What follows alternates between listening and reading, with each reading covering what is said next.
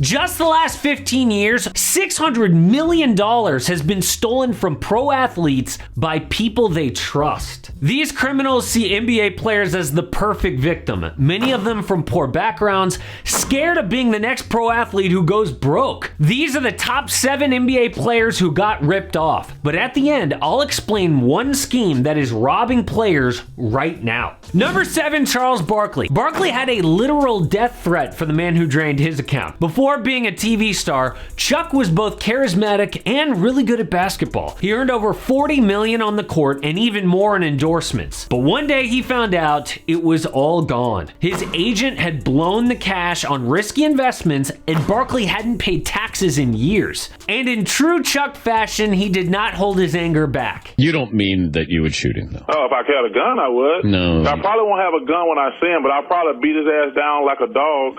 Number 6, Tim Duncan. TD hired Charles Banks to be his financial advisor as a rookie. Then when Banks got in trouble, he used Duncan's trust built over years to rob him. He convinced Duncan to invest $7.5 million in a failed company he was running. Then he needed more money, so he took out a $6 million loan in Duncan's name. The advisor was sentenced to 4 years in prison, but I can't get over this weird moment that happened at the courthouse. NBA star Kevin Garnett here representing his financial interests and supporting the convicted businessman.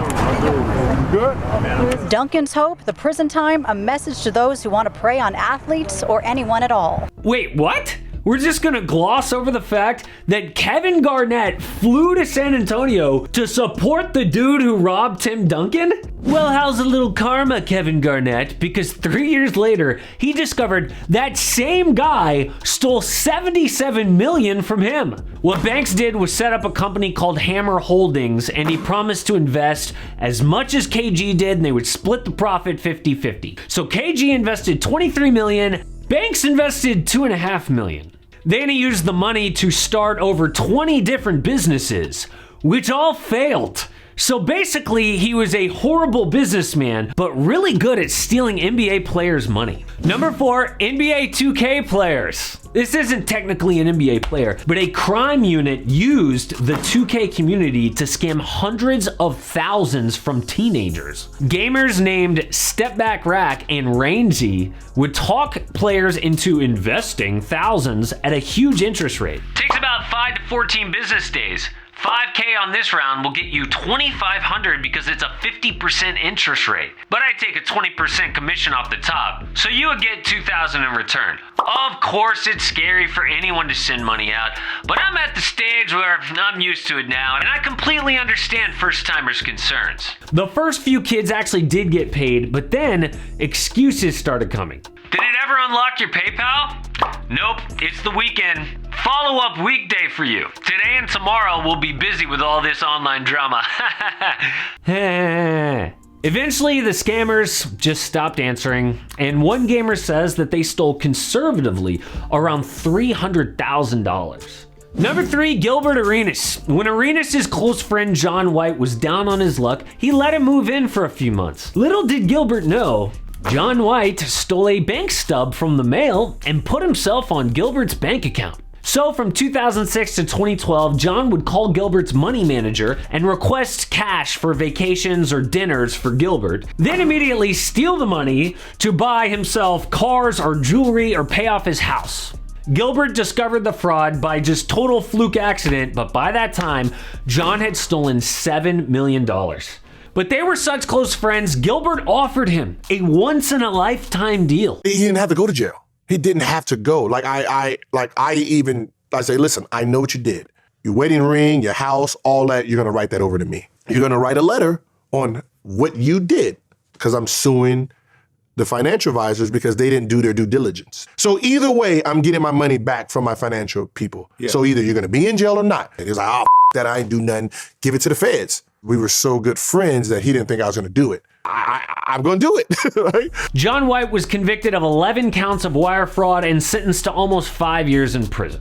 Number 2, Dennis Rodman. One of the first people that Dennis thanked in his Hall of Fame speech was the person who was emptying his bank account that day. Peggy King, Elkin King, the family that these guys are taking care of me these days. Thank you, Peggy.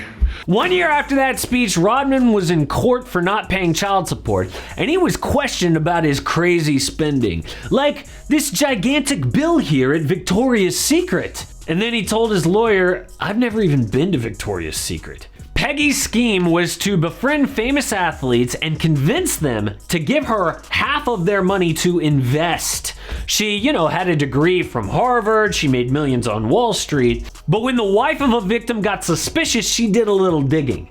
Not only was Peggy not in the Harvard alumni list, but their investment bank had no idea who she was. Turned out Peggy was embezzling millions through fake businesses and buying cars like a Rolls-Royce Ghost or 2 Bentleys. She had a beautiful home on the Fort Lauderdale Intercoastal. A judge sentenced Peggy to 10 years in prison, but Rodman and others will never get their money back.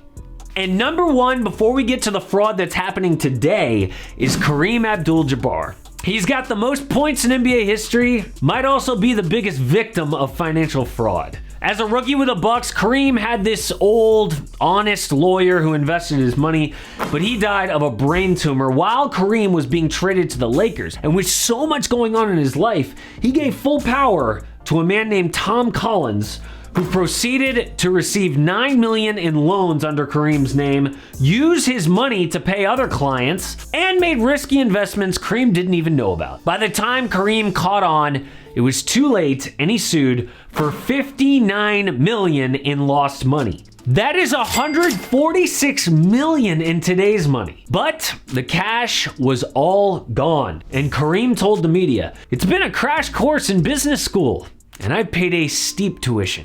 Okay, now, the next big fraud.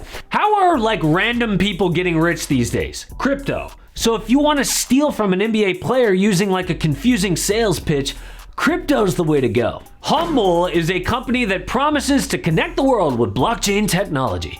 Their investors include Marcus Smart, Drew Holiday, Duncan Robinson, and Spencer Dinwiddie. The problem is, it isn't working. Not at least with this company. In 2020, Humble had a $713,000 loss with 0 revenue. Humble says it got 300 Mexican merchants to sign up in the first 3 days of its launch, but months later, a research company found 0 activity. NBA players' salaries are posted on the internet, so naturally criminals are lining up to try to take their money.